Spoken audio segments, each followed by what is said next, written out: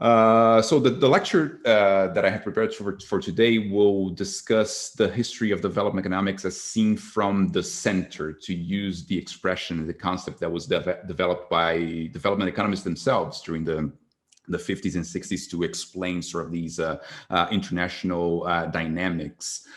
So the center-periphery dichotomy, of course, is a very important concept in the history of development economics. We'll talk about it at more length tomorrow.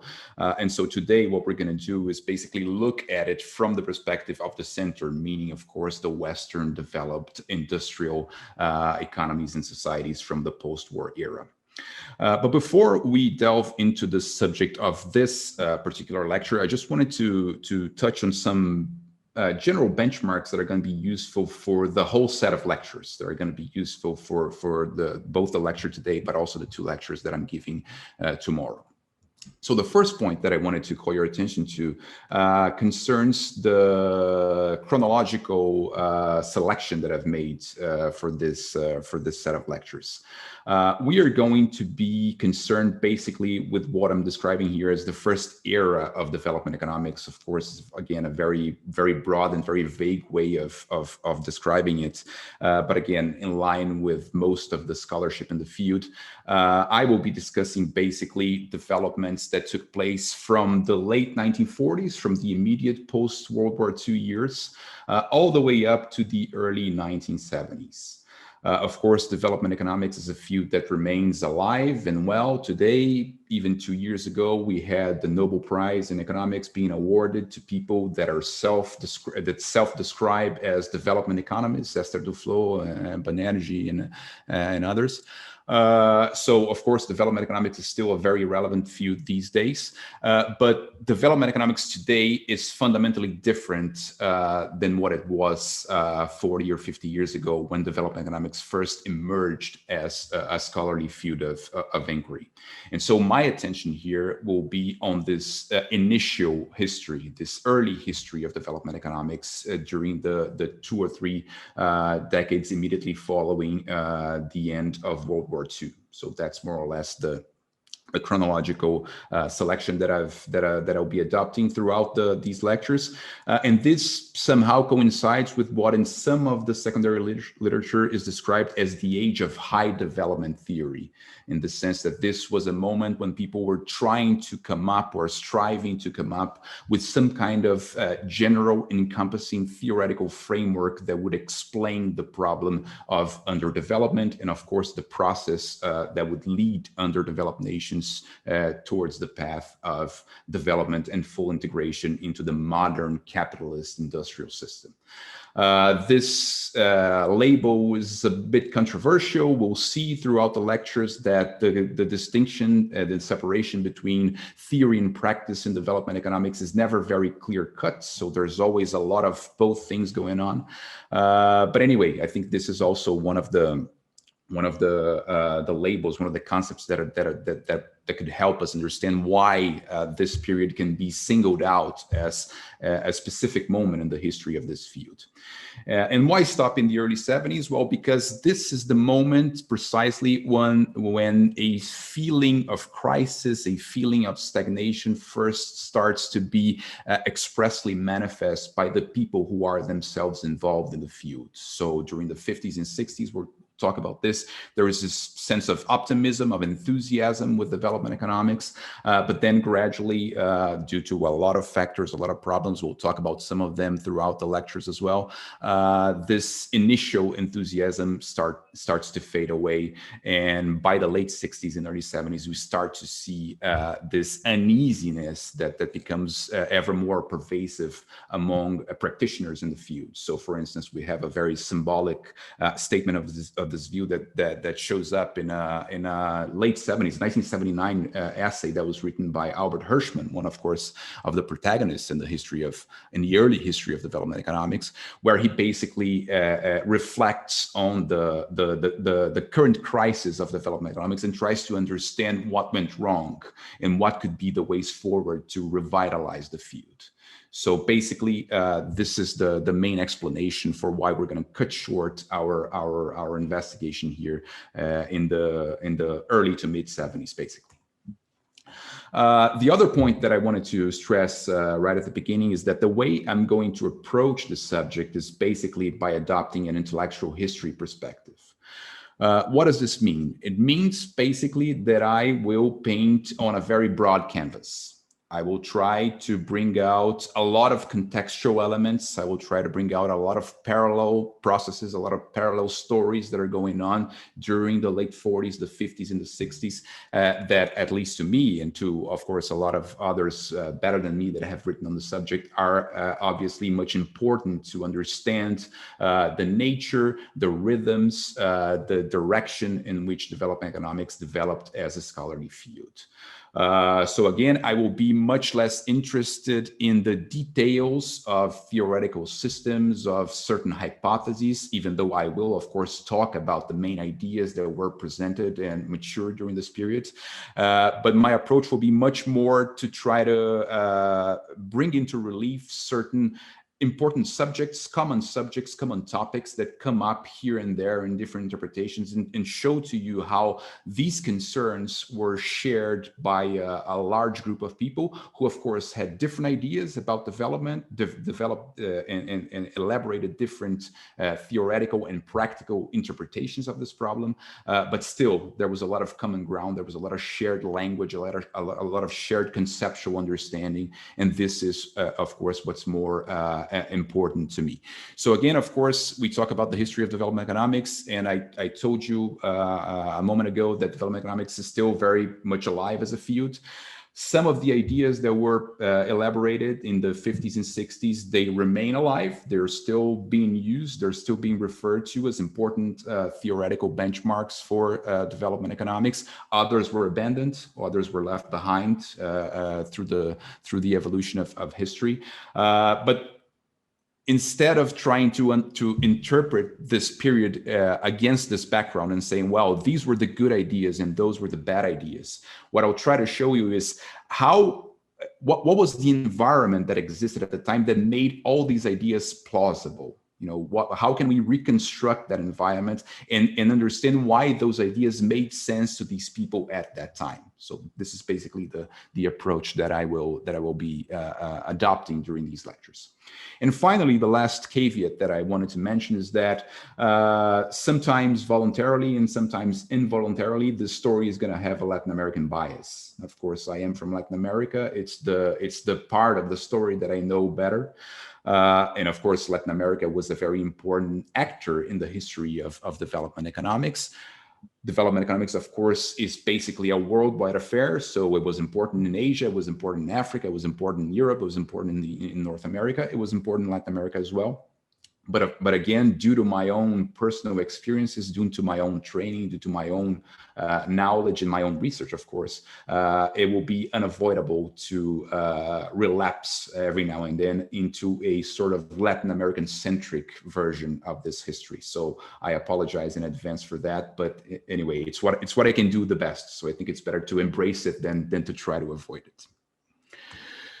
Okay, so to enter the subject of our lecture for today, I wanted to begin by discussing some general features of the post-war environment. You know, the environment that was disseminated and pervasive immediately after World War II, and that I think are particularly relevant to understand the motivations that led to the creation and the establishment of development economics as a scholarly field. So the first point that I wanted to call your attention to is the fact that there is, of course, a set of very important geopolitical transitions that are going on in Europe throughout the first half of the 20th century, and that, of course, culminates in World War II. And one of the main transformations that are taking place during the interwar years and in the immediate aftermath of World War II is the reconfiguration of the old European empires, the old European colonial empires. That goes both for Europe and for the wider world. So, of course, there's a major reconfiguration in the geopolitical map of Europe that happens at the time. Of course, you know that much better than I do. But so one of the main characteristics of this period is that a lot of societies, a lot of political entities that were treated up until then as dependent colonies, as political actors that were not fully emancipated, that were not fully autonomous in a political sense because they were part of larger territorial empires. They suddenly acquired independence and they became political actors that aspired at least to have an equal footing in world affairs. So again, this goes for Europe, it goes for the wider world, for Africa, of course, for Asia. This is also a long process, a process that takes a while to come to full fruition. But the post-war settlement is a settlement where the recognition of these new political autonomies, these new political emancipations is a pressing feature, is a pressing demand. And so there are a lot of expressions, of course, that were coined at the time to describe this new reality. One of them that is very popular, that was used very often and still used today to reflect upon the period, is the idea of the revolution of rising expectations.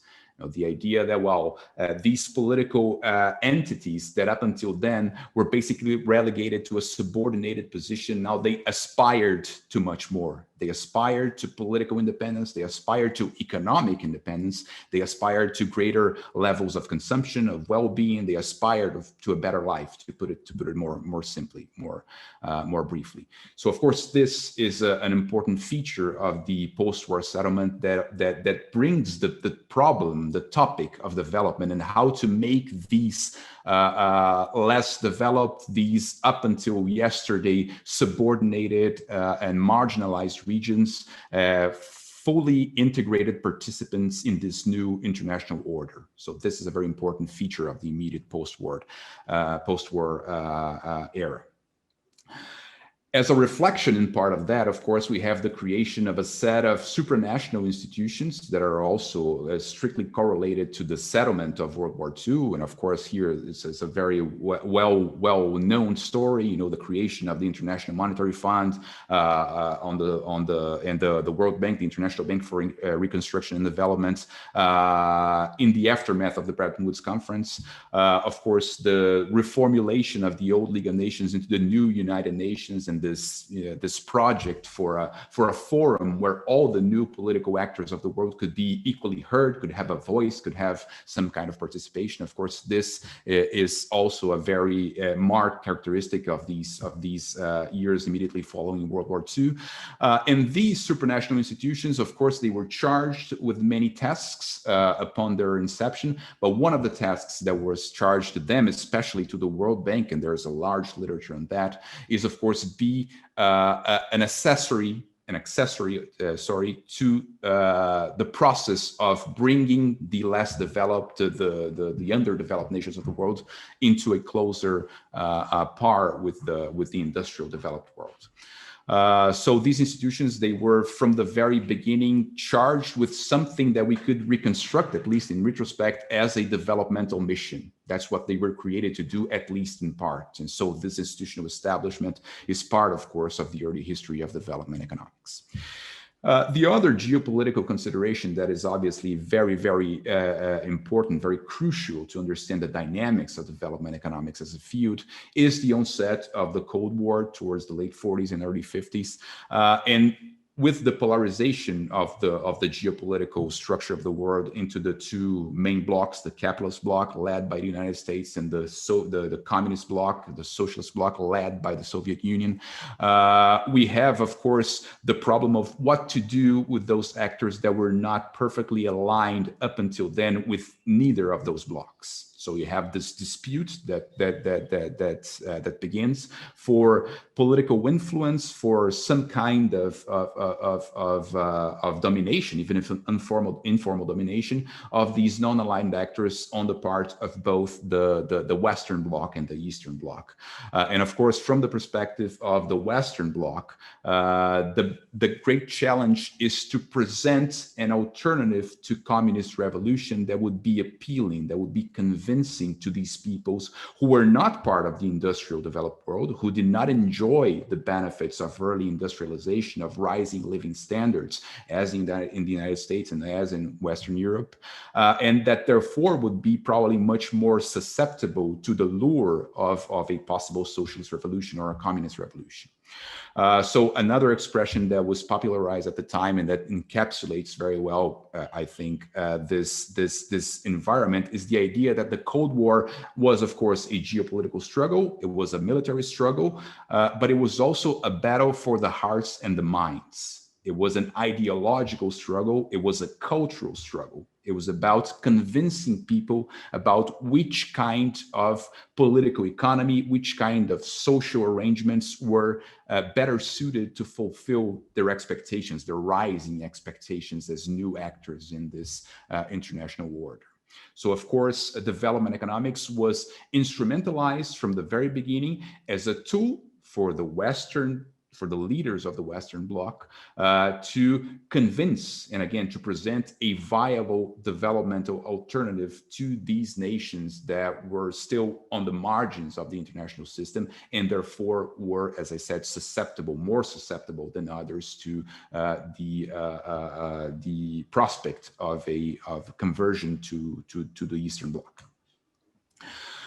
More concretely, of course, there were some early experiences at that time that were to prove very influential in the subsequent history of development economics. The Marshall Plan, of course, the plan for the reconstruction of Western Europe that was put in place immediately after World War II by the United States, led by the United States, of course, was a very important early evidence of the capacity that foreign assistance, the foreign aid, could have, if well done, if well channeled, could have on this process of bringing entire societies from deprivation to prosperity. So, of course, the Marshall Plan was regarded at the time as a great success, as a success story, as a case of a successful intervention by the U.S. foreign policy establishment on the affairs of the world at large, in Europe in this case.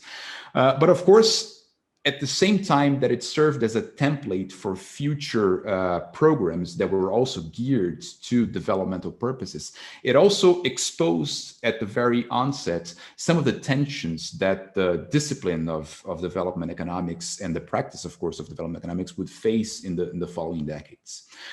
Because, of course, when we talk about the Marshall Plan, we're talking about a plan for reconstruction. So we are rebuilding something that was already there, that already existed. So the effectiveness of the Marshall Plan in Europe was due in great measure to the fact that Europe, even if it had been utterly destroyed by the war effort, it still had a lot of intangible assets that were there lying just behind the surface and that could be mobilized to bring the continent, to bring those nations out of that depressed state. So it is, of course, very explicitly a reconstruction effort. When we talk about development as it was formulated and presented as an agenda during the subsequent decades, we're talking about a process of constructing something where there was nothing. So we're talking about building foundations where there were no foundations. So it is, in a sense, a very, essentially a very different process, a very different endeavor, and it showed in practice. Of course, once the first wave of optimism with development initiatives started to fade during throughout the 60s, this is the realization that came to the surface. We thought it would be much easier than it actually was. The experience of Europe in that sense, the experience of the Marshall Plan was not at all representative of the real challenges that were involved in the process of developing the then called backward or traditional nations, of creating that modern infrastructure where there was nothing before. The official title of the World Bank already reflects that tension very clearly. It's the International Bank for Reconstruction and Development. So it's two different goals, two different actions, two different projects. And again, if those were seen early on as basically two problems of a minor qualitative difference, as time went on, the essential differences between these two processes became ever more clear to the people involved. And finally, the last point that I wanted to to call your attention to is the gradual development and gradual elaboration, of course, of a more explicit foreign policy stance in the United States that would serve to inform the broader developmental platforms later on. So, for instance, President Harry Truman's inauguration speech in 1949, where he lay out the famous, what would be the basis for the famous Point 4 program, which basically promised a systematic program of technical assistance to the underdeveloped nations, is seen by many as the beginning of development economics in practice. You know, it's the point where the practice of development economics, the foreign aid missions, for instance, you know, these work groups that were sent to Latin America, to Asia, to Africa, to try to help local authorities and local experts to understand their problems better and to come up with feasible solutions to their economic and social problems.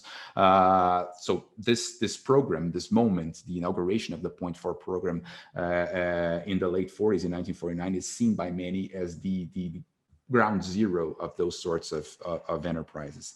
And again, here I'll bring another phrase, another concept that was also very current at the time, and that I think encapsulates the spirit very well, is the idea that, well, as Europe had its Marshall Plan, now the rest of the world also needs its own Marshall Plan. And in Latin America, again, this is my bias speaking, this rhetoric was very strong because there was this feeling that, well, Europe was involved in a war and we helped. Of course, the United States were the main actor, but Latin American countries as well were involved in the war effort toward its later stages. And so we helped them to overcome their problems. And now they're being assisted and we're being left behind. So why would the United States help Europe and not help us down here in Latin America when we were partners in the same endeavor? So this idea that Latin America also deserved its own Marshall Plan, its own comprehensive development and assistance plan, was also something that gained ground very strongly at that time. But of course, when we talk about development economics, we're talking about a scholarly endeavor. We're talking about a scholarly field, an academic field. We're talking about knowledge that was produced under the broad umbrella of science, of scientific research and scientific exploration. And of course, the post-war era also brought many innovations, many transformations in the way that science was produced. Of course, there's a very big literature on this. For those interested, I can provide some references later on. You can write me, and I'll give you some interesting references about that.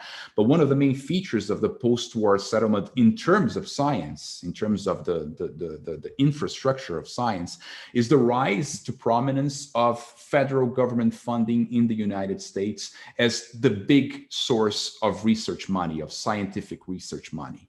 So this emergence of big science, of course, is a reflex of the collaboration between science and the war efforts during the early 40s, you know, during the period when World War II was fought. This spills over to the post-war period, and you have, of course, the emergence of this, what would later be referred to very derogatorily as the military-industrial scientific complex. You know, this idea that there are several nexus connecting the political and military establishments, the production of technologies, of industrial technologies, and the contribution of science of a more instrumental vision of science toward that end. So, of course, funding that comes from the military in the context of the Cold War becomes a very big part of research funding during the 50s and the 60s. And this, of course, is particularly important in the natural sciences, but it also influences, it also has an important effect in the social sciences, as I will discuss in a moment.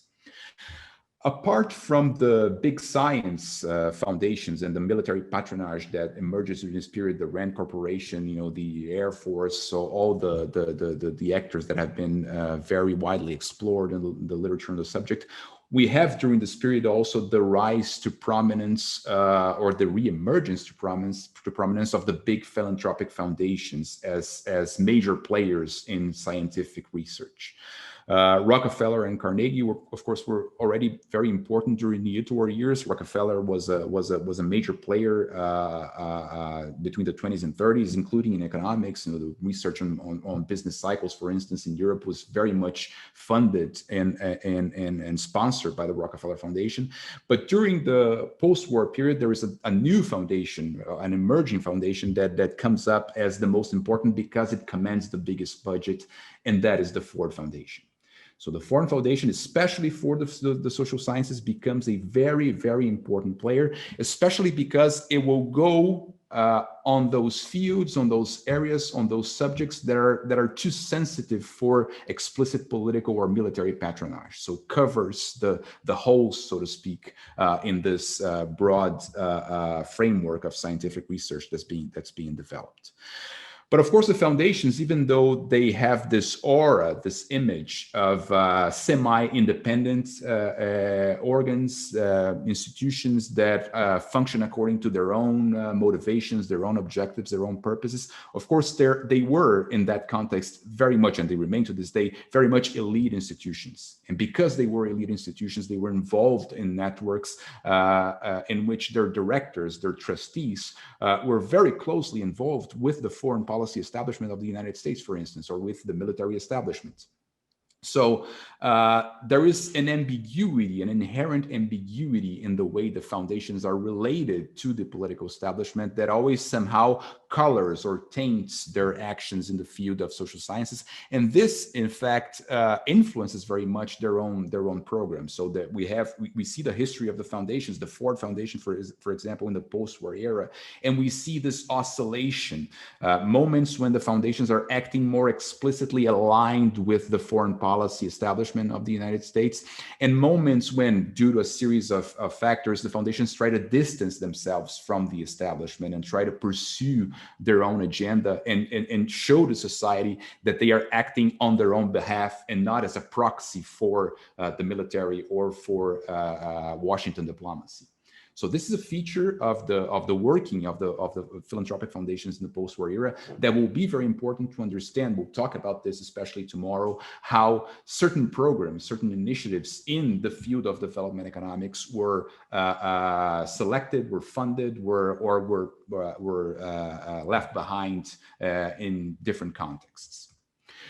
I mentioned a while ago that the big science infrastructure that was built in the post-war era was especially concerned with the natural sciences. It is true, but it also had a very strong influence in the social sciences, if not for anything, because the social sciences suddenly found themselves in a very subordinate position in the broad scientific landscape. Of course, this is more or less always been the case, but it becomes particularly evident after the end of World War II with the atomic bomb, with the very clear and concrete contributions that the natural sciences had made to the war effort, that there is now a very explicit bias in favor of the natural sciences within the new emerging scientific funding establishment or framework. So the social sciences, they find themselves in this precarious position where they have all the time to justify their merit, to justify their relevance, to show that they also have something to contribute. And of course, this is controversial. Of course, some people are going to say, well, we don't need to prove anything. In fact, good social science research is research that will be conducted outside of any direct concern with relevance or with policy. It has to be independent. It has to be critical thinking. But other people, again, concerned with funding, concerned with their subsistence, are going to try to embrace a more technocratic language and say, well, the social sciences also can perform an instrumental role in the sense that they can function as a tool for the better management of society, for the better management of diplomacy, for the better management of the international order, for the better management of war, even of the Cold War, for instance, of strategic aspects of the Cold War, for instance. So the rise of the behavioral sciences movement in this period, sponsored again by the Ford Foundation, is one very explicit manifestation of this attempt to bring the social sciences more closely aligned with the methodological and epistemological characteristics of the natural sciences. And and thus make it more technocratic and less reformist activist as it had been so far. But of course, this itself will give rise to a series of critical scrutinies and contestations as we move on, and especially when we reach the 60s. And again, this will be an important part of the story for tomorrow. We'll see that these patronage networks, the connections of social scientists with the philanthropic foundations, with the military establishment, they're going to come more and more into question as the political environment changes in the United States and the world over during the 1960s. So the fact that the social sciences were successful in establishing close links with the political and military establishment will be precisely one of the factors for which they will be criticized as time moves on. And we'll see how development economics, of course, was encapsulated, was engulfed, so to speak, within that critique as well. So to speak more concretely, more specifically about development economics, the process through which the field developed, of course, already foreshadowed several of the characteristics and several of the dilemmas that the field would face as it matured, as it evolved. As I've said so far, we can see very clearly that development economics was born, it emerged, developed first and foremost as a problem-solving endeavor. It was a field of knowledge that was created to resolve very concrete and very practical problems. So it was born as practice first and theory later. And this tension between the theoretical and the applied side of development economics is, again, a trait, a characteristic that has marked the evolution of the field throughout its own history and up until today. So remember that I mentioned in my initial comments that when we talk about the late 40s to the early 70s period, there are people who will describe those as the years of high development theory, in the sense that during that time, there was a desire or a striving for the construction of broad theoretical frameworks that were later left behind. And that effort, of course, was abandoned as utopical or as practically impossible. But even during that period, even during the 50s and the 60s, during the so-called era of high development theory, we still see this tension between theory and application, between a field that, even though it has ever more theoretical ambitions, it still struggles with the need to provide concrete solutions to problems, to offer something that can be immediately put into practice, put into application the world over, especially in the third world countries that were, of course, expecting to be helped and to be assisted in their development efforts. So again, this is the tension between theoretical aspirations and the practical necessities, the applied side that was intrinsic to the field, again, manifested itself very early on and continued to be a very defining characteristic of the field for much longer. The other characteristic that I think is important to emphasize, and that again we can see this very clearly even in the early years, is the conflict between the search for a discipline that would fit within the broad framework of economics as a disciplinary field. So it's development economics, and so the audience, the community, the knowledge, the concepts were all built somehow in relation or in connection with larger developments within the economics field.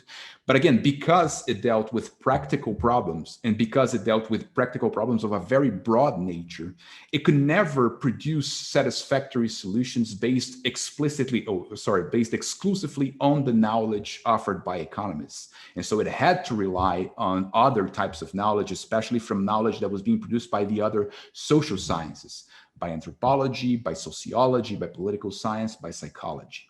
So this tension between a field that wants to identify itself as part of economics, as part of the discipline of economics, but has to rely and has to be in constant dialogue with other types of knowledge that are being produced in other fields, is also a very important characteristic of the history of development economics that, again, remains relevant up until this day. So during the 1950s, we see gradually the emergence of an entire institutional framework that was being put in place to deal with development economics. So for instance, we see the emergence of a series of research centers, of research institutes that were created explicitly to explore problems in development economics. Harvard, Stanford, and Yale, the Yale Economic Growth Center, are the most famous examples in the United States. The Development Institute at Sussex in the UK is, of course, the most prominent example across the pond. But there were also other smaller cases of this. This picture that you see there is the brochure for the graduate program in economic development at Vanderbilt University, which will be very important in our story tomorrow, the story for the third lecture, because this is the program that established an explicit collaboration agreement with Brazilian economists in the 60s. So again, there are the big centers, of course, and they were very important, but there were also smaller sort of satellite centers that were trying to take advantage of this wave of research money, of this wave of funds that was being poured by different agencies, by the state, by the philanthropic foundations into the field of development economics. There were also, of course, spaces that were created for the discussion of issues pertaining to development economics. The Economic Development and Cultural Change, you see the title projected in the slide, was probably the first journal that was created specifically to discuss problems related to economic development. It was created and led by Bert Hoselitz, a professor at the University of Chicago in the 1950s, but who was very much broad in his approach to the social sciences, so very strong dialogues with sociologists, anthropologists, political scientists. And you see that already in the title of the journal. It's an example precisely of what I was mentioning to you a moment ago regarding the disciplinary versus transdisciplinary character of the field. It's economic development and cultural change. So these two things are important. It's not just economic development. It's economic development and everything else that goes with it, and everything else that's needed to make that development effective in practice. So again, an early instance of this sort of tension between how to delimit the scope, the relevant scope of research activities that are pertinent and that are relevant, again, for the development of this field.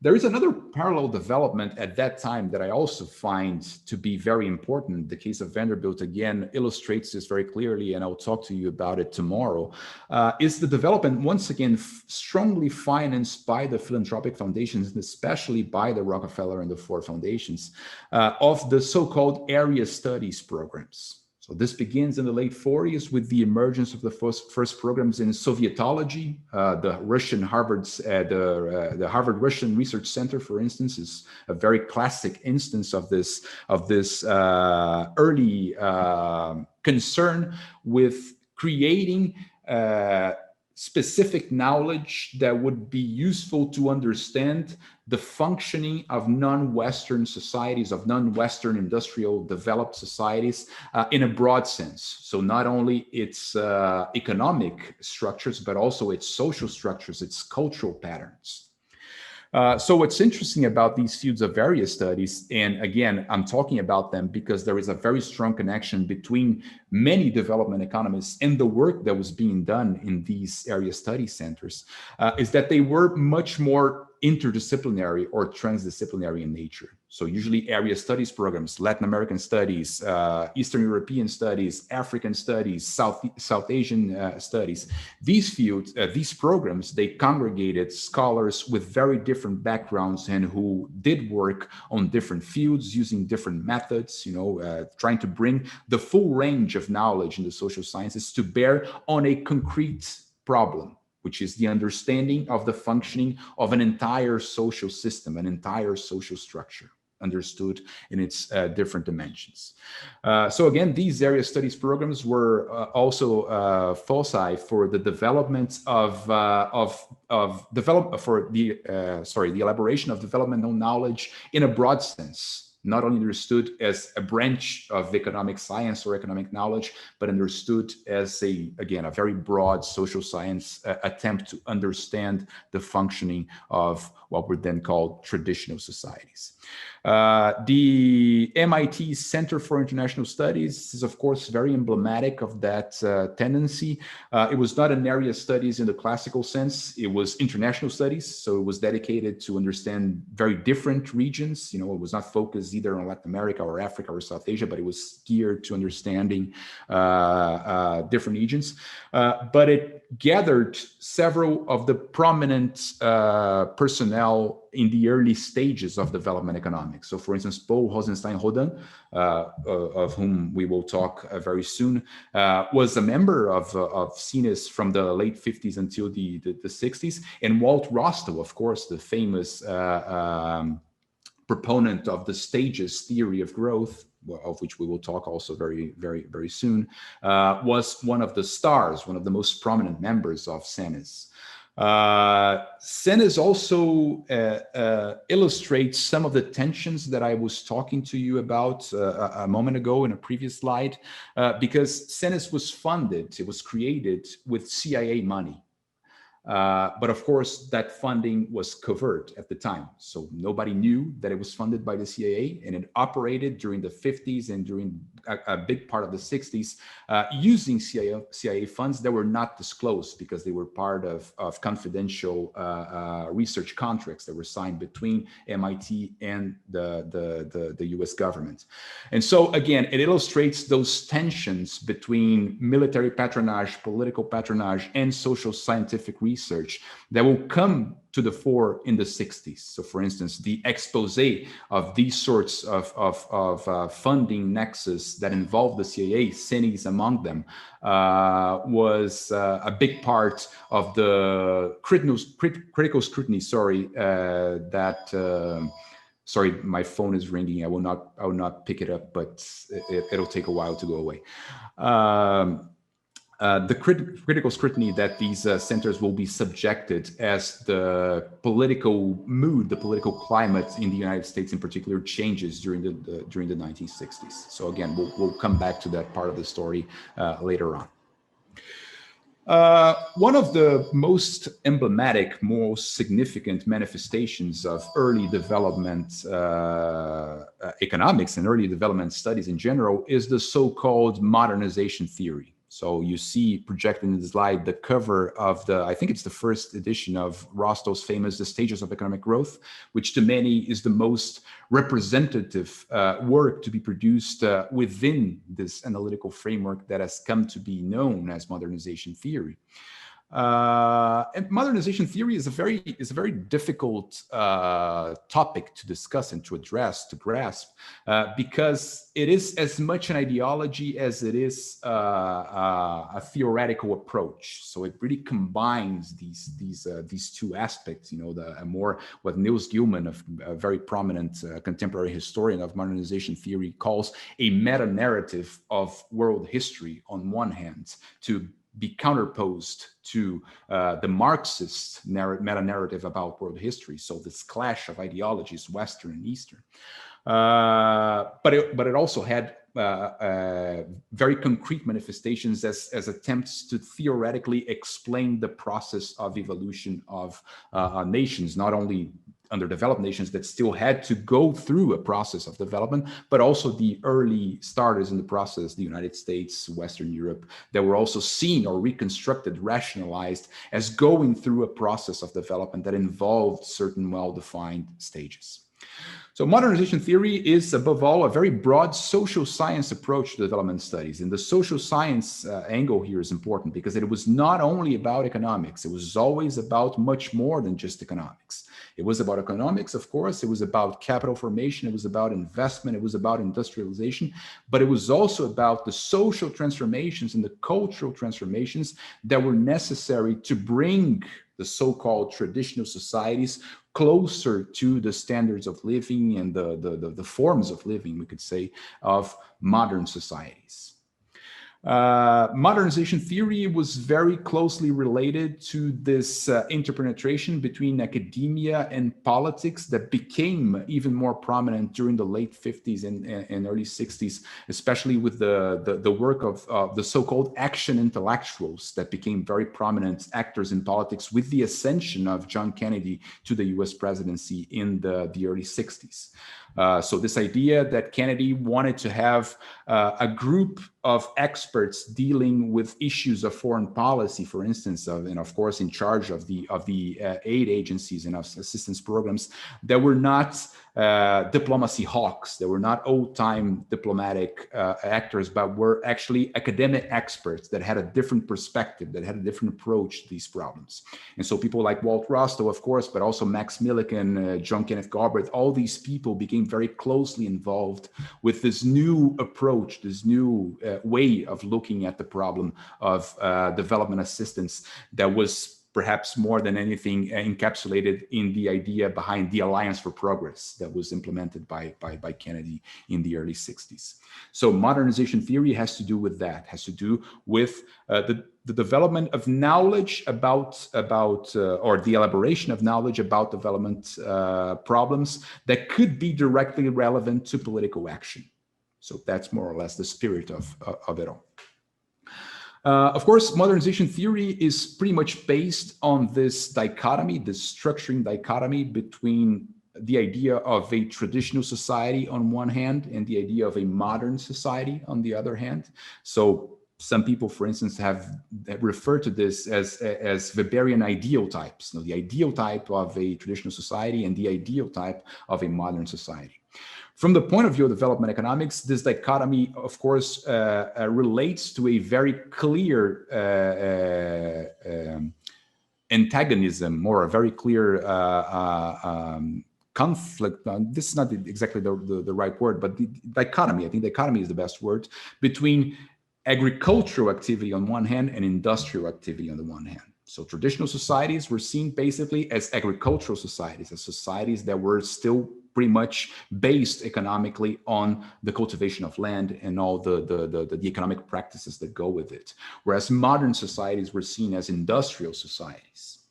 But the dichotomy actually cut much more deeper than this. It involved, because again, modernization theory was a very broad social science take on these problems, it involved an entire set of characteristics that were depicted as important to understand what it meant to live in a traditional society and what it meant to live in a modern society.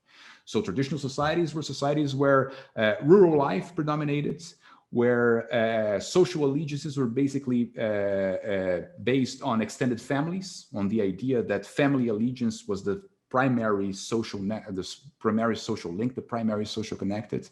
They were societies that were geared to subsistence needs, to the basic reproduction of the bare needs for survival. They were societies that were marked by rigid hierarchies, where social stratification was very strict, very inflexible. They were societies where superstition tended to play a very important role in the establishment of values, of culture. And they were societies where the church was usually seen as the main social arbiter of disputes. So whenever we have a dispute between members of this social corpus, it is the church, and it is the church's values and the church's standards, moral standards, that will be used to adjudicate these conflicts and these disputes. Whereas modern societies, on the other hand, they were characterized by urban life, they were characterized by individualism instead of family reliance, they were characterized by acquisitiveness instead of subsistence, and of course, mass consumption was seen as the culminating feature of this individual acquisitive society. They were characterized by social mobility instead of social rigid stratification. They were characterized by a reliance of science instead of superstition. This is something that in Rostow, for instance, is very explicit. He talks a lot about how the process of takeoff is a process that will put science and the technological use of science as the motor of social improvement.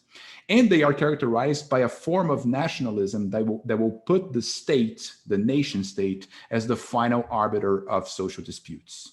So people will have to recognize that whenever there is a conflict between them, it is the state who has the right to decide who is right and who is wrong. So all of these are seen as characteristics of modern societies. And so the problem becomes, how do we bring traditional societies into modernity? How do we make traditional societies move gradually toward this set of values, this set of characteristics that are typical of modernity and that, of course, are understood as a better a better sort of life? And of course, there's a very strong normative implication that inherent in this dichotomy. Modern is better than traditional. Modern life is better than traditional life. And so modernization theory, it involves basically the postulation of this Western example, the example that was offered above all by the United States, but of course also by parts of Western Europe, of a path to modernity. There's a lot of tensions, of course, and the secondary literature here has explored this at length. Gilman, for instance, again, talks about how Rostow is all the time oscillating between this notion that the United States path was an exceptional path, a path that simply could not have happened anywhere else. But at the same time, he postulates the US model as a pattern to be followed by other societies. So there's this tension between historical exceptionalism on one hand and the idea that the path to modernity was unilinear. It had necessarily to go through a set of predetermined stages in a linear progression. This is part of the corpus of modernization theory. There is one aspect of modernization theory understood as a normative program, as, again, a Western example to be followed by the underdeveloped world, that was very prominent, very important, and that became a very strong weapon in the hands of the critics, of the later critics of modernization theory, which is that was later called by Samuel Huntington, for instance, in the late 60s, an early critic of modernization theory, as the liberal premise that all good things go together. So the idea that when you have economic developments, you're going to have parallel to that political development, social development, and cultural development. And so the idea that when you start the process of development on one end, on one front, this process is self-reinforcing in the sense that the transformations that are necessary to make it effective, they will move along with the modernizing sector. And so the idea that all good things go together, all sorts of necessary development involving, again, all these different values that we just discussed, they tended to move in tandem, they tended to move in parallel, and so to reinforce each other. And of course, this was one of the characteristics that would be later much criticized in modernization theory, as the historical experience of the underdeveloped world proved otherwise. Very briefly, as I said earlier, modernization theory is usually portrayed as a theory. This is slightly misleading because even though there were attempts to offer a very formal, a very elaborate theoretical interpretation of certain experiences of development, modernization theory is much broader than all of these individual theoretical implementations taken in isolation. So I said that Gilman, for instance, he usually discusses modernization theory as a meta-narrative of history, of world history.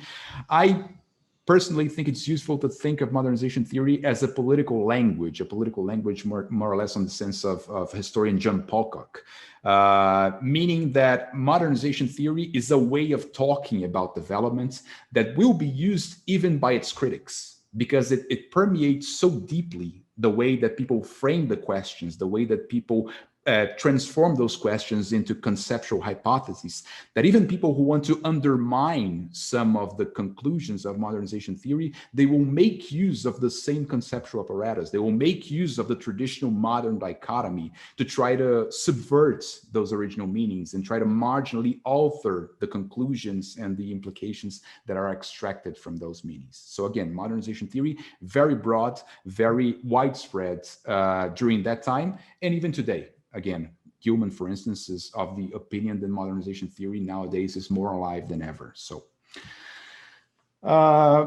when we look more specifically at the way all these ideas were expressed in the field of development economics itself, this picture that you see on the slide is of Arthur Lewis, one of the foremost early developers of development economics.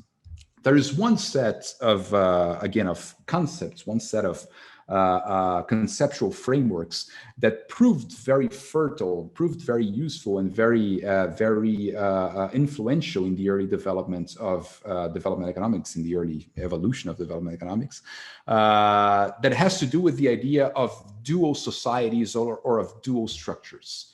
So we'll see tomorrow, for instance, when we talk about the Latin American theories of structuralism, for instance, how these formulations that speak in terms of dualisms were absolutely widespread and absolutely universal in that intellectual world.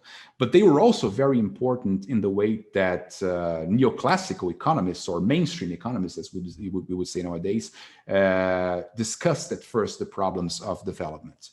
So we find this already very clearly, for instance, in Paul Rosenstein-Rodin's seminal article from 1943, which to many is the original theoretical contribution to the field of development economics. It's the very, very beginning of the academic manifestation of development economics as a field of inquiry. So Rosenstein-Rodin is talking about the problems of the development of Eastern and South Central Europe, so the Balkans, Eastern Europe. So that's the object of his study, again, within that framework that we discussed early on of the process of decolonization and the emergence of new political configurations in the European map at the time. But the fundamental premise behind Rosenstein-Rodin's analysis is the idea that these societies, because they were part of larger imperial spaces that had very particular divisions of labor, regional divisions of labor implemented inside them, they were societies that were now left with a very large agricultural sector that was marked by overpopulation. And because of that overpopulation, it was also marked by very low marginal productivities of labor. So because there were too many people living in the land, because land was limited, and because capital was limited, the excess labor actually produced very little wealth. So we will see in a moment how Lewis himself will pose this problem as the idea of zero marginal productivity of labor in overpopulated agrarian areas. So with this realization comes the concept that, well, these areas are marked by disguised unemployment, or what will be later referred to as underemployment. So you don't really see the unemployment because people are in the land, they are working the land, but they are superfluous. They were not necessary to work that land. So if you take people off the land, the people that remain there will produce basically the same thing, because they are operating at a level where the marginal contribution that is given to the agricultural process to these people, to these superfluous people, is basically close to zero. So again, we see that premise already structuring the interpretation of Rosenstein-Rodin and Rosenstein-Rodin's entire program for broad industrialization as a strategy for development, as a strategy for taking the surplus population out of agriculture, and moving it into a modern industrial sector. But again, what lies behind this is the idea that you have basically a dual social structure. A social structure that is marked on one hand by an agricultural subsistence sector that operates very closely to this zero marginal productivity of labor thresholds. And you have another enclave, modern industrial sector, where the rules of neoclassical economics actually apply, in the sense that labor is rewarded for its actual marginal productivity. So this idea of a duality in the economic structure was going to prove very important, very influential in the later development economics. And of course, Lewis's model from 1954, presented in the seminal article, Economic Development with Unlimited Supplies of Labor, is the most symbolic expression of this idea. So the interpretation that is presented by Lewis in this paper involves basically the idea that you have an economy marked by two sectors, a capitalist high productivity sector and a subsistence low productivity sector. And the process of development is basically a process of transferring surplus labor from the subsistence sector to the capitalist sector. But because this transfer takes place according to the pricing rules of the subsistence sector, that means that the modern sector can actually absorb labor at a very low cost, because the wage is determined again at the subsistence sector. So only a marginally higher labor will be sufficient to attract people from the subsistence sector to the modern sector. And because the modern sector then operates paying very low wages compared to the marginal productivity of labor, this sector then can operate also with a very high profit margin. And because this is the modern sector, if there is a high profit margin, you're going to have high savings and you're going to have a high rate of capital accumulation. And so this is the motor of development. As we transfer the surplus labor from the subsistence sector to the modern sector, and this modern sector manages to remain operating with high profits, hence high savings, and hence high capital accumulation, this will be the motor that will drive economic development. We'll see tomorrow how the logic of Lewis's model can be interpreted in different ways depending on the assumptions that you make about it. But again, the broad logic of his interpretation as it was presented in 54 was understood and interpreted at the time, again, as a rationalization of the process through which high profits could lead to a high rate of GDP growth, for instance, based on this transfer of surplus labor from the subsistence to the modern sector, as long as there is a surplus population in the subsistence sector. Of course, all of this means that we have a very strong bias for industrialization in this literature. We see that in José Saint-Gaudens, we see that in Ragnar Nurksi, we see that in Lewis, we see that in many others who wrote at the time. In Latin America, of course, there was also a very strong current. Because modernity is associated with industrialization, with the industrial sector, with the high productivity that can be achieved through capital accumulation in industry. This literature is very strongly marked at the time for this idea that the process of development and modernization is a process that necessarily involves industrialization, an expansion and a deepening of the industrial structure of underdeveloped countries.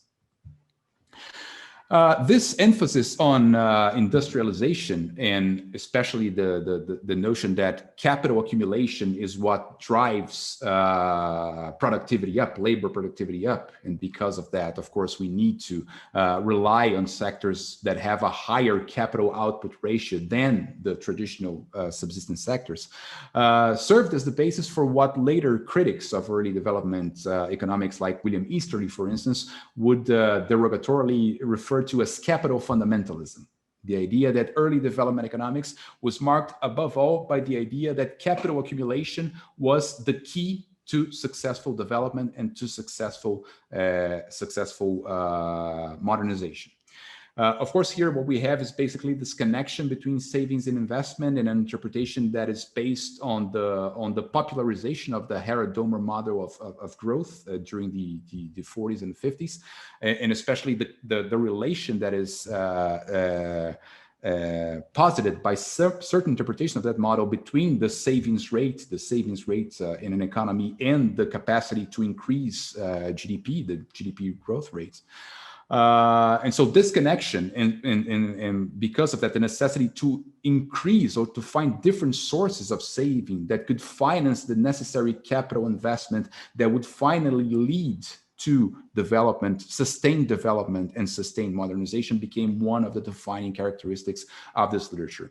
I just want to call your attention to this picture that is projected in this slide. This is the cover to the program of a conference that was organized in Nyasaland in '62. You can't see the date, but it's 1962. Nyasaland, which is present-day Malawi in Africa, which was geared to discuss basically the implications of Rostow's model of the stages of economic growth. And so what you see, and I think it's very interesting, is that you have you can't really see the quote there, but it says, tradition and training will mold the character of Africa. So tradition and training will mold the character of Africa. And what you see here is basically a black person that is playing some drums, this representation of a traditional tribal cultural manifestation in Africa. And then another black person that is writing on a blackboard, and he's writing about the Harrod-Domer growth model. And so he's even writing there the fundamental equation that connects the GDP growth rate to the savings rate. And so you see how these two ideas are connected. Again, it's modernization theory in practice. It's the idea that, well, there is technical economic knowledge that will lead to capital accumulation, and that will lead to greater GDP growth, that will lead to higher standards of living, but that will also be accompanied by a cultural transformation. And we have to pay attention, of course, also to the cultural side, to the social side of this process, to make sure that these developments, they occur more or less in tandem one with another. So again, I think it's very illustrative of the zeitgeist of the time. This bias toward what I'm referring to, again, using the secondary literature as capital fundamentalism, is perhaps most evident of all in the theories of big push that were presented both by Rosenstein-Rodin, but also by Ragnar-Nerzi in the 1950s and 1960s, that basically portrayed the problem of development as a process that involved the design of a very broad program of industrial investment that would develop a series of complementary industrial enterprises at the same time. So again, it's the idea that we can't just rely on the export sector, for instance, on trickle-down effects from the export sector and expect that to somehow expand to the whole of society and generate the necessary impulse to industrialization. No, industrialization, it involves external economies, it involves indivisibilities, it involves sorry, forgot the word. It involves complementarities in production. So it has to be thought of as a comprehensive plan. And more than that, more than any other thing, because the domestic markets in underdeveloped countries are very narrow. And so what you want is to create a broad program of investment that will provide different industries with markets for each other. So because I'm developing different sectors at the same time as part of a broad development plan, each of these sectors will create the necessary markets for the products of the other sectors. So that's the idea of the big push. And of course, because we're talking about a process that will not be brought about by the forces of the market or by the comparative advantage in international trade, the role of the state is crucial. So this is industrialization that is conceived as a conscious plan for the development of an economy, of a society, and that is put in place and implemented by the state, by state actors, by state agencies, by state planners, by state officials, and by technocrats that have the necessary knowledge to do that. Here, of course, there are other topics that enter into play and that are very important for this chapter in the history of development economics. The importance of foreign aid, because again, we're talking about the need for investment and capital accumulation in societies that are very close to subsistence levels. And because of that, they do not have the necessary volume of savings to finance these investments. And because they do not have the savings for financing these investments, they need to be helped by others. So foreign aid, the transfer of resources from the developed world, from the US, from Western Europe, to these nations that need to finance their big push, becomes an important part of these development programs that will be idealized at the time. Economic planning, of course, comes into play in a big way.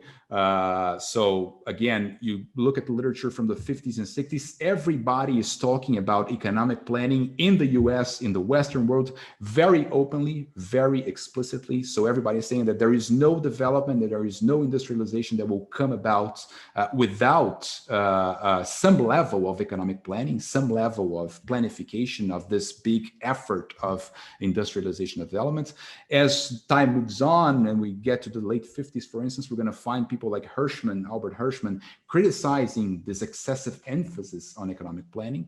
But again, some level of planning is always a background assumption, so to speak, of this literature. Several factors are important to understand this. Of course, the interwar legacy, the New Deal, the planning projects that were put in place in the US during the New Deal, the Tennessee Valley Authority initiative, for instance, serve as a template for these more restrained, more localized efforts at economic planning.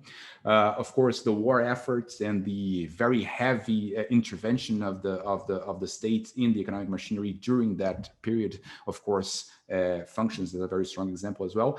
But in economics itself, we have several more technical academic developments that also explain the emphasis on development. So we have, for instance, the maturing of input-output techniques, of linear and dynamic programming, of demand management, Keynesian demand management, of growth modeling. So there's a series of new techniques, analytical techniques, that are becoming available and that are being used as instruments to support this new concern, this new effort with planning. But of course, when we talk about that, we are very quickly enter into dangerous political terrain, because of course, when we talk about state-led industrialization that will involve heavy efforts at planning, who's going to do that? We need the resources, we need the knowledge, we need the manpower, we need the computational resources. And of course, we need to conciliate different interests and different conflicts within the state when you are developing a comprehensive planning. Again, you want to do that in a democratic society, it's not that easy. It's complicated because different interests, of course, will want all of them to be contemplated in this plan, and not all of them are going to fit with the same prominence. So, of course, these conflicts and how to manage these conflicts, these political conflicts that were so prominent at the time, they occupy a very, very large place in development economics literature at the time. You see a lot of papers that are being written, published in academic journals that are basically involved with the question of how to politically manage the implementation of development plans. So this, of course, becomes a very important topic of analysis as well. I am running out of time. I think I have basically, I don't know, 5 minutes left. I want to leave some time for, 5 minutes for questions. So I just want to quickly touch on some of the subjects that also emerged at this time in terms of different strategies for the implementation of these development plans or development programs.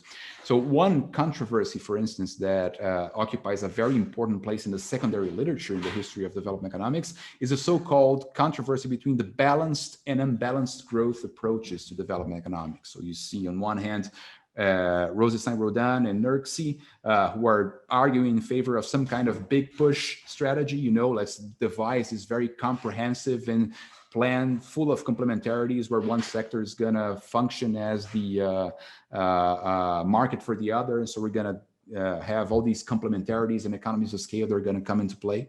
And on the other hand, you have people like Albert Hirschman, I just talked about him, that's saying, well, okay, but it's very hard to do that in practice. You know, we don't have the knowledge of the structure. We do not have the political capacity to implement these plans accordingly. So you're putting too much strain on links in this chain that are just too feeble. They just won't be able to hold the tension.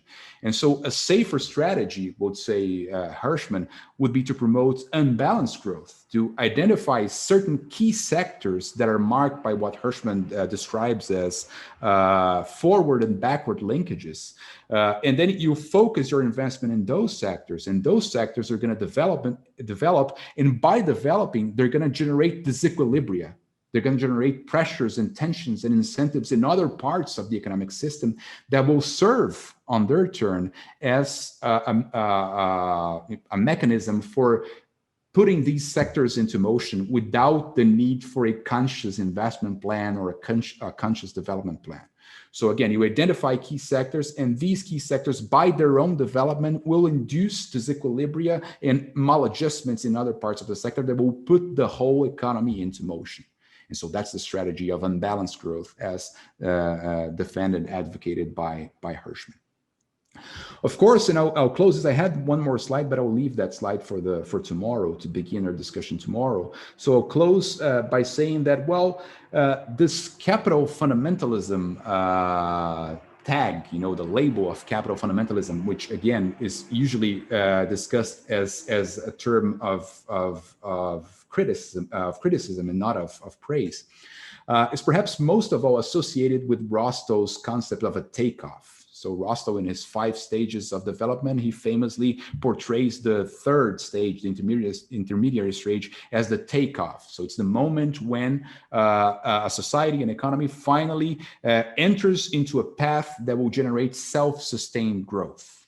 And so Rostow, when he tries to characterize this takeoff stage, one of the elements, actually the first element that he lists is, for the takeoff stage to take place and to function, we need to increase the savings rate in an economy from 5% to 10%. So when you do that, you manage to set aside the necessary resources to induce a process of capital accumulation that will outstrip population growth and generate a process of increase in incomes and production and etc. So this is the symbol of capital fundamentalism to many people. Again, there's some truth to that assessment. It's true that Rostow, of course, puts a lot of emphasis on capital accumulation and the generation of the necessary savings for capital accumulation. But Rostow is also concerned with many other things as a good modernization theorist. So, for instance, he says, well, this takeoff has to be accompanied by the necessary political, institutional, and social transformations that will make the absorption of investment, of this new investment, effective. So again, it's a broad transformation. It's not just capital accumulation. It's capital accumulation accompanied by many, many other things that, again, will gradually lead this society towards the path of modernity and of economic development. Again, my last slide was about what happens next and the troubles that this broad framework starts to face in the early 60s. So I'll leave that for tomorrow. We'll begin our discussion tomorrow with that topic. Thank you very much.